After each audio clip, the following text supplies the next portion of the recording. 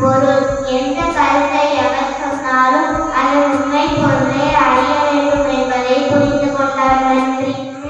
இனிய காலை வணக்கம். என் பெயர் சந்தோஷ். நான் பாரதி வித்யாலயா பள்ளியில் 3ஆம் வகுப்பு படிக்கிறேன். திருக்குறள். நன்றிக்கு வித்தாகம் நல்லொழுக்கம் தீவொழுக்கம் நெஞ்சும் பெருமை தரும். ஒரு கதை. ஒரு அம்மா அப்பா பொண்ணு நாய். அம்மா அப்பா நல்லவங்க சொல்றாங்க. பொண்ணு திருக்குறளும் திருக்குறள் பொருளும் வச்சுருக்கு. அந்த நாய்க்கு தெரிஞ்சுப்பா. அந்த ஒரு நாய் வந்து திருட வீட்டுக்கு வந்துட்டான். அந்த நாய் வந்து குறைச்சிட்டு அந்த திருடன் நாயை காட்டி கொடுத்துருவ எனக்கு எங்க கொடுத்து தரஞ்சிருச்சு. அந்த நாய் செஞ்சு சேவை பண்ணணும்னு நட்பு கொண்டு சேவை பண்ணணும்னு நட்பு இருந்தும் வெள்ளவன் இழந்தும் வெள்ளவன் சொல்லிச்சு. அந்த நாள் நல்லொழுக்கம் நன்மையை தரும் தீவொழுக்கம் துன்பத்தை கொடுக்கும். நன்றி. என் பெயர் தமிழ்.